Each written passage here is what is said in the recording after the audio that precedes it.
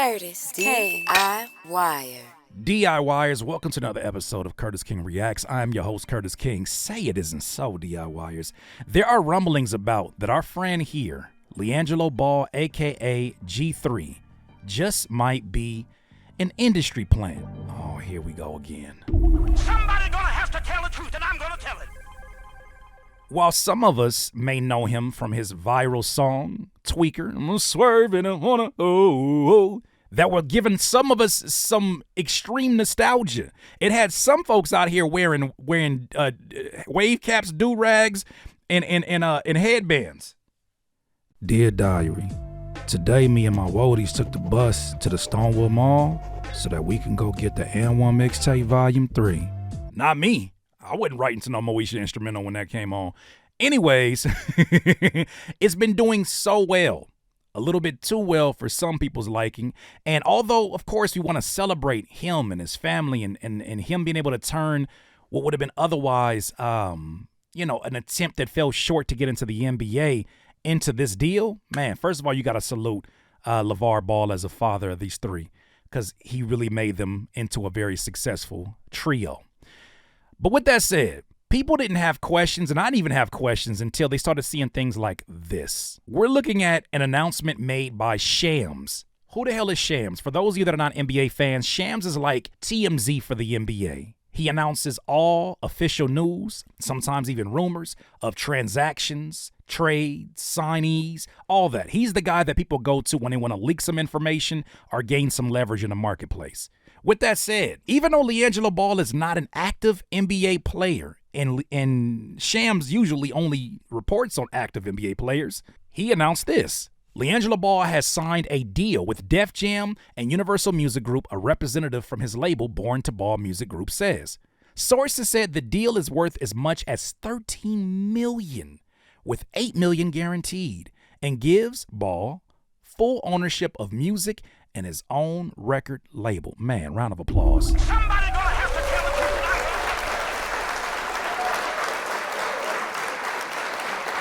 truth. No matter what his sons choose to do as a profession, no matter if they choose to not wear the baller brand, I can tell when a father's imprint has been there, or when he's made sure that that the right people are around Liangelo. Not saying he can't do it for himself, but we just know how much of a force he was just looking at the reality shows and just how much they talk about him, how much respect they have for him. But you can understand why this is a little bit... You don't find that suspicious?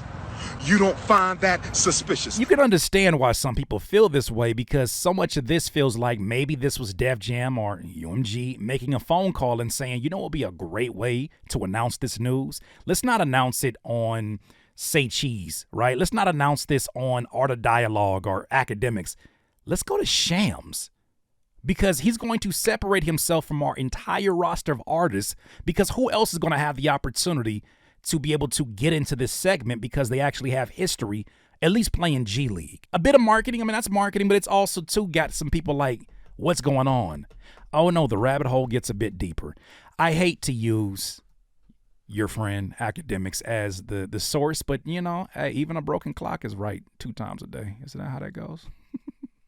Anyways, he drew some attention to something regarding not only the success of Tweaker, but also to another artist who released a project, Lil Baby. And it should be noted, Academics and Lil Baby have had issues back and forth, so he's kind of incentivized to find these type of things. But Lil Baby is an established artist in his era, someone that is expected to do well, and he's coming back from a bit of a break. So when he released his new project around the same time as Tweaker, it was almost like nobody thought twice about whether or not Lil Baby was going to stream him. But guess what happened? G3 Jello, who dropped on the same day as Lil Baby's album, January 3rd, his song has outstreamed every song on Lil Baby's album individually. You don't find that suspicious? You don't find that suspicious? Right? So on Spotify, this is at 15 million, this Tweaker song, right? If you go to Lil Baby's album, right? There's no song on his album, even with Thug's first verse, even with a song with Future. That's at 14 million. Goes to show, when you get that type of numbers, and you could walk into any record label and show that numbers that, hey, y'all probably have spent $3 to $4 million marketing Lil Baby's album, and I'm doing this off the muscle. And by the way, I don't know if Jello is giving credit to Neon, but salute to Neon. So for those that don't know, I'm gonna finish this one for him. For those that don't know, there is a streamer named Neon. He's one of the biggest streamers in the world, young streamer that was actually responsible for a bit of the viral success of this song, because of course Jello was driving around in the car and he asked Neon if he wanted to hear some new music. He played a song that was incomplete. The more that I say this out loud, the more that it feels like me justifying wrestling to my parents. and no, it's for real, because The Rock came down here and he was really mad with Stone Cold. His name is Stone Cold. Like, I feel like I'm justifying again. I feel like but these are some interesting points. But this also makes people feel like, is it solely because Liangelo went on the Neon stream? Because rappers go on streams all the time. Is it solely that? I mean, they're powerful. Don't get it twisted. But the extra push that it felt like it got in marketing, these videos that appeared from sometimes bot accounts of the music being laid together with like Madden, old Madden PlayStation games and old NBA Live games and even like Def Jam Vendetta. Some of that feels like a rollout. So people are insinuating, perhaps, like this lady right here, Liz Camlet, that the math is not mathin', and it looks like industry plant written all over it. Let me let her speak on this piece, and we got some things to dig into, because she said straight up, "Hey, bro, that math ain't mathin'." What you mean? You know how I know that the music industry does not care about talented independent artists? Let me show you something that I just saw that took my breath away. Let me show you.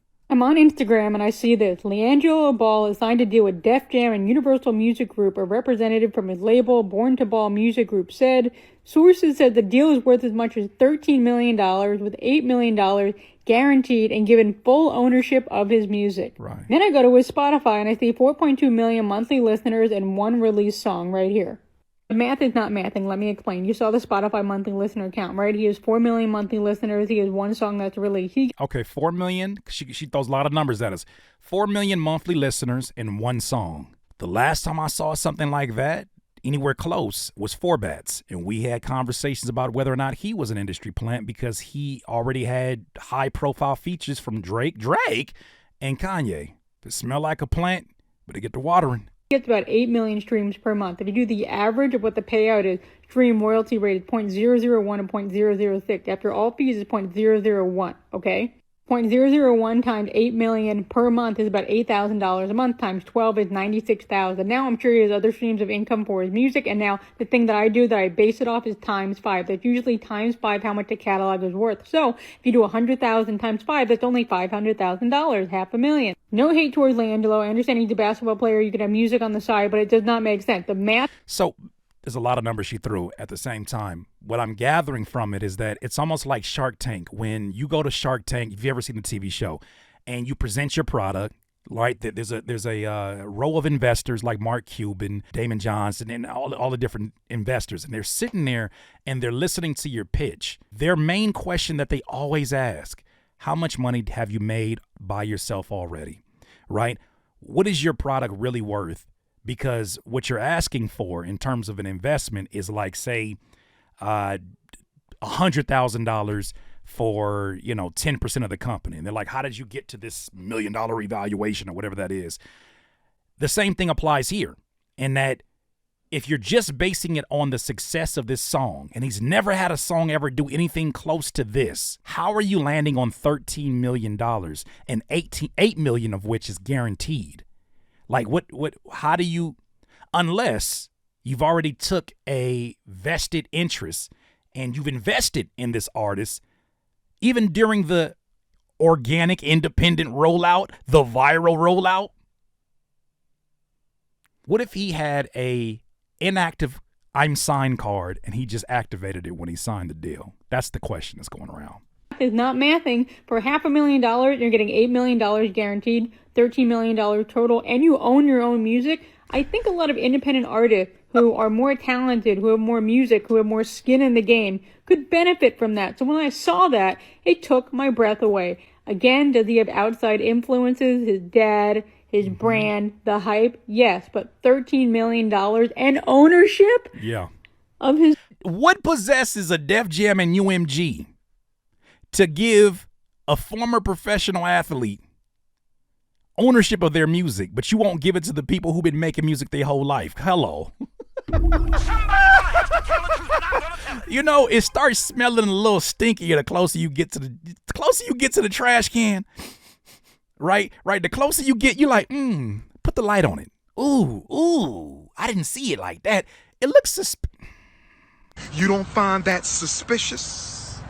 You don't find that suspicious? I find it really suspicious now that I'm looking at it. But I mean, at the end of the day, you know, if we're just thinking about it in terms of the Ball family, I'm a little bit torn. One, there's a part of me as an artist that's going to always be an advocate for artists that says, damn, that could have went to somebody who could have gave you this kind of output on a regular basis and knows the ins and outs of it. They don't accidentally or organically or artificially fall upon a viral song. They can give you that on a regular basis, and you give the best deal to somebody who is not a proven product yet. They had a moment that now people are questioning whether or not that was his moment and whether or not this is their doing. Maybe without his knowing. They artificially made this go off so that they have a justification for the deal that they signed. And it's crazy when I started to see people like Boosie and other rappers reaching out. Moneybagg Yo saying, yo, I need a verse on that. That don't happen. There's a lot of athletes that rap. That don't happen all the time. Some of that may be organic, but it's likely that some of that is UMG calling these folks and saying, hey, I need you to do a favor for our newest signee. This shit feel like wrestling because it is. His own music? It's hard to believe in the music industry today when I saw that. And I am so sorry to all the independent artists who have to see that, who are hustling, and this guy just given millions of dollars, and his numbers do not match. That's all I have to say. I don't think the labels are looking to sign artists the way that they used to. I don't think that they're looking to set them up. I mean, matter of fact, they can't even get their own houses in order, which is why they've been doing all this firing, right? They can't afford to have these staffs of hundreds and hundreds and hundreds and hundreds of people.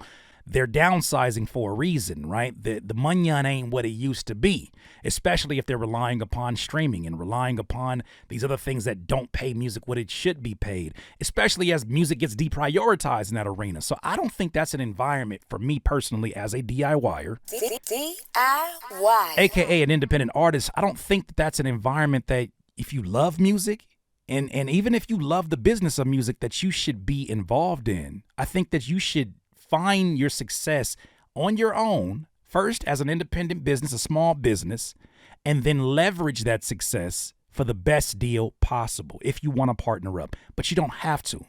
I was asking questions like, why didn't Liangelo just keep on riding the momentum? Maybe he cashed in because it was a moment. But then I started thinking, what if that moment was actually artificially boosted by UMG and Def Jam? Interesting.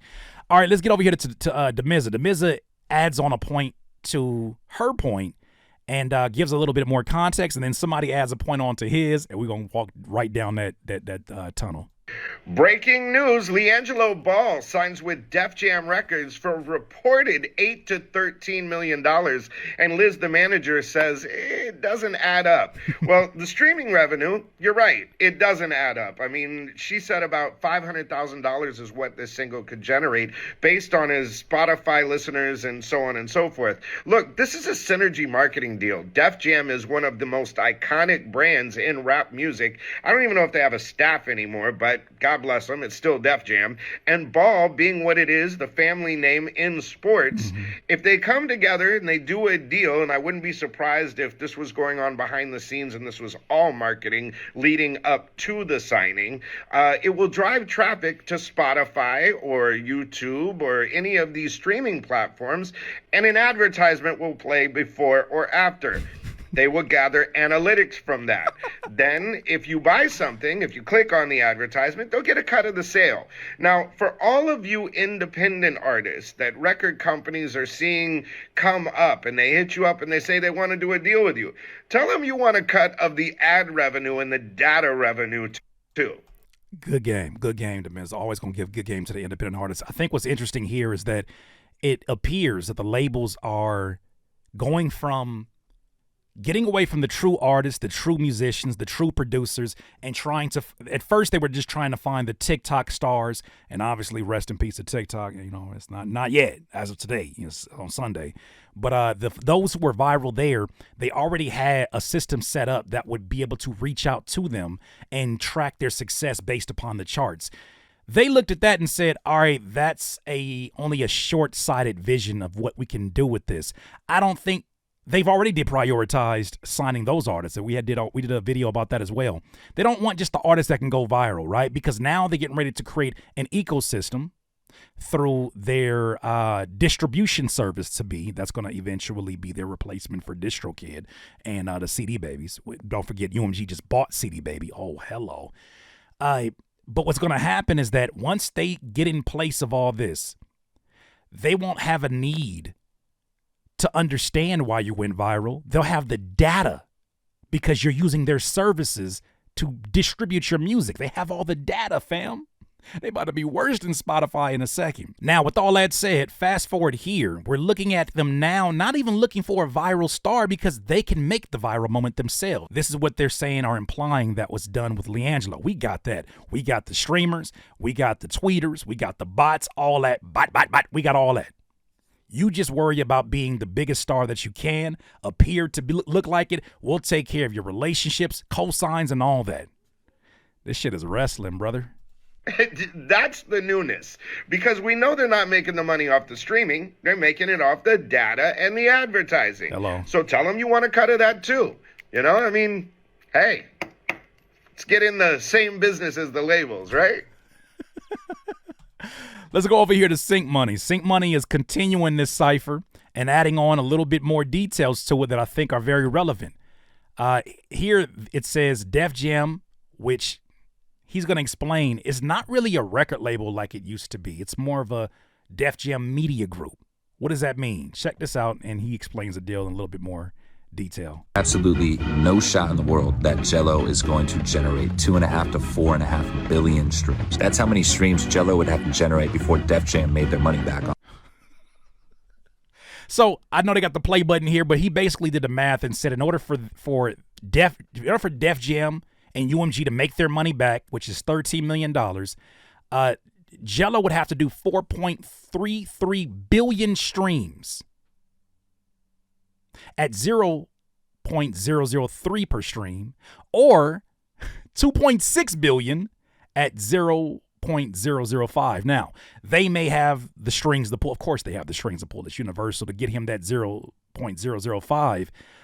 But why would they sign a deal like this if he hasn't shown that he can follow this up? Because Jello has put out music before. If he hasn't shown that he can follow this up, if he hasn't shown that this is a trend in terms of being like this nostalgic type of rap and music, if he haven't shown that this is successful for a long term, how do they intend to make their money back? Questions.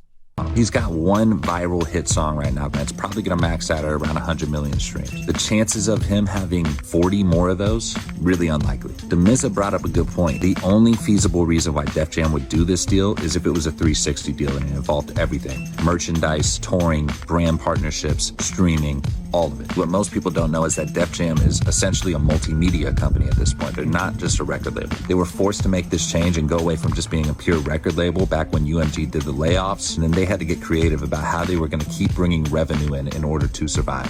Now, also, too, what needs to be noted is that when I know it applies, obviously they're a corporation. I believe they're a corporation. When you're an LLC, depending on the category that you put your business under, whether it's media or whether it's education or online marketing, you get certain tax breaks. So I'm sure their restructuring has to do with, of course, laying off staff, but also, too, because their very business foundation has shifted and probably gives them some relief as they're losing money and trying to get back in the green.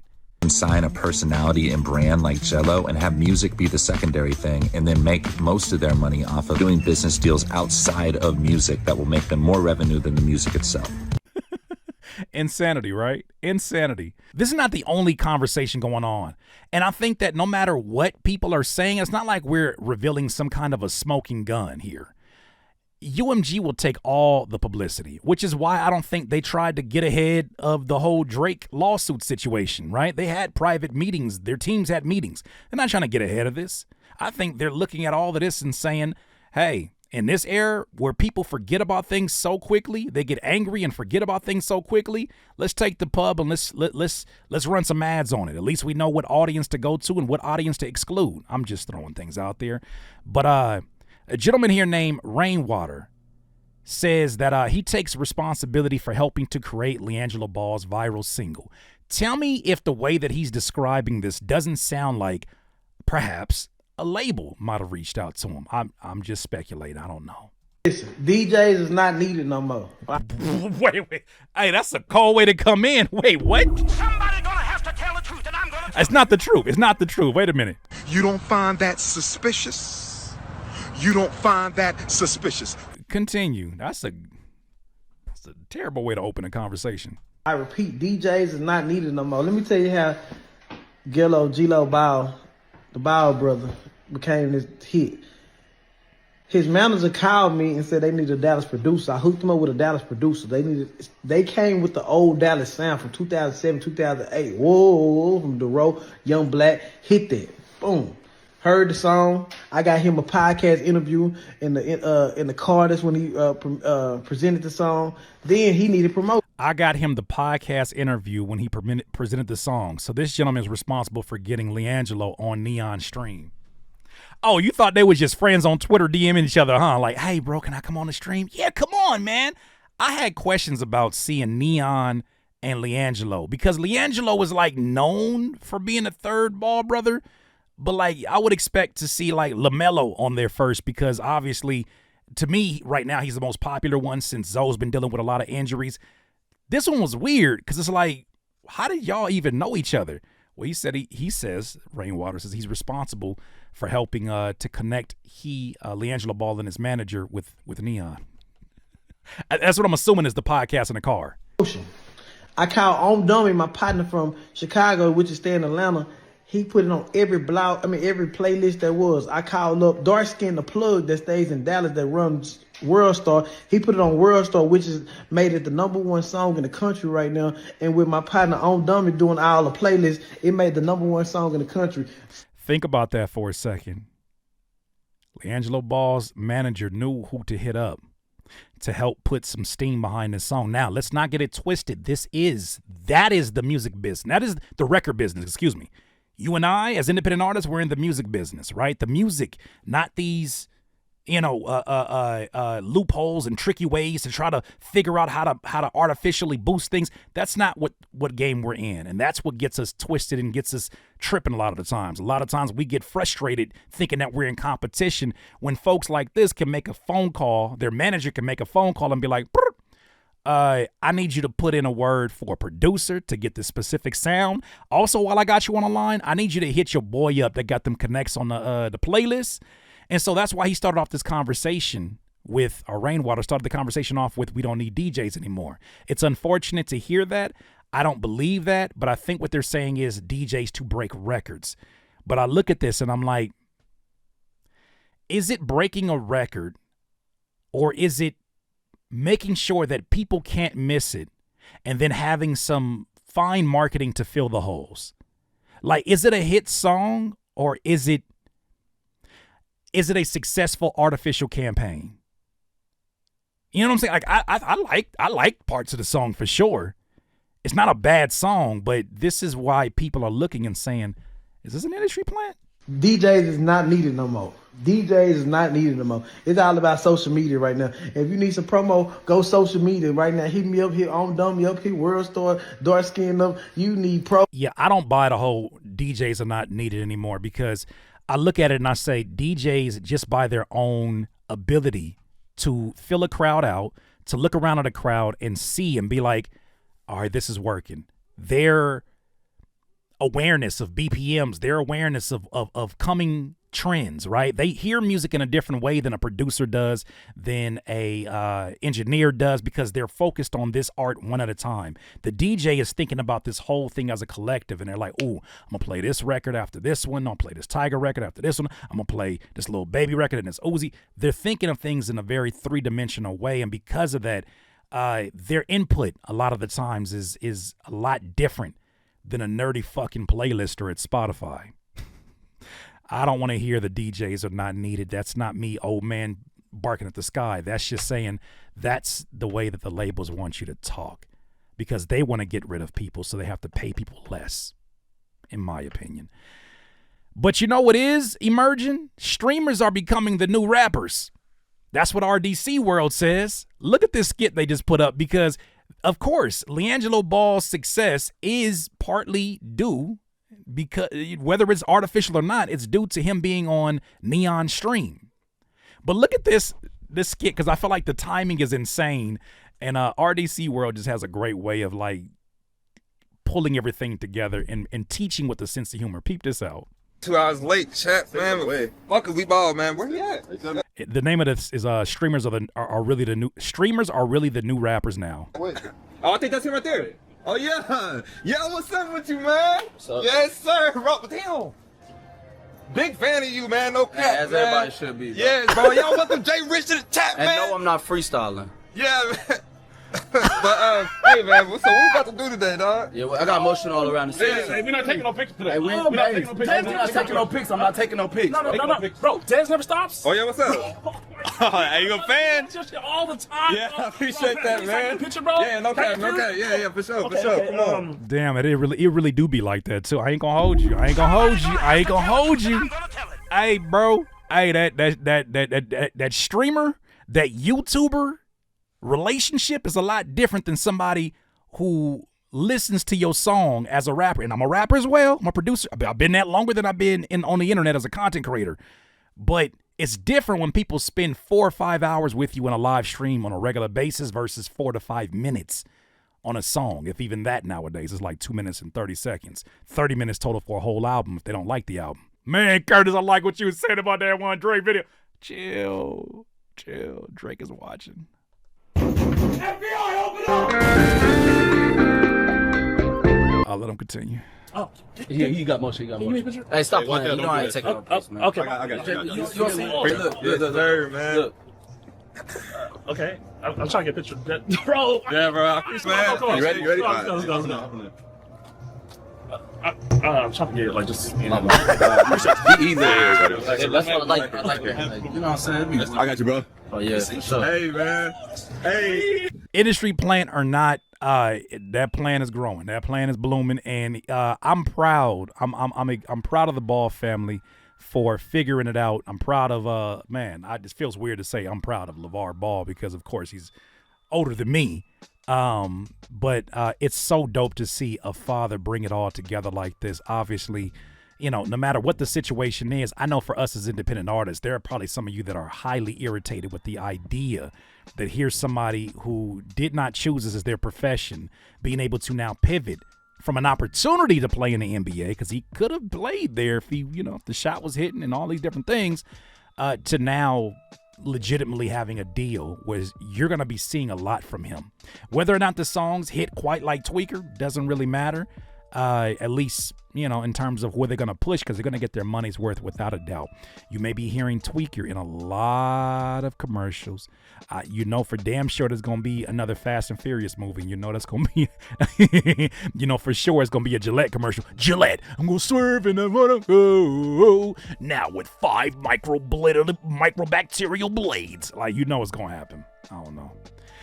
DIYers, what you think? You think he's an industry plant or not? Hey. Please hit the video, hit the like on the video, whatever one of them. Hit the like on the video if you enjoyed this content. And also, those are my thoughts, DIYers. You let me know what you think. DIYers, if you enjoyed this content, make sure that you hit the like button and maybe even consider subscribing. Come on, man. Stop being greedy. Peace.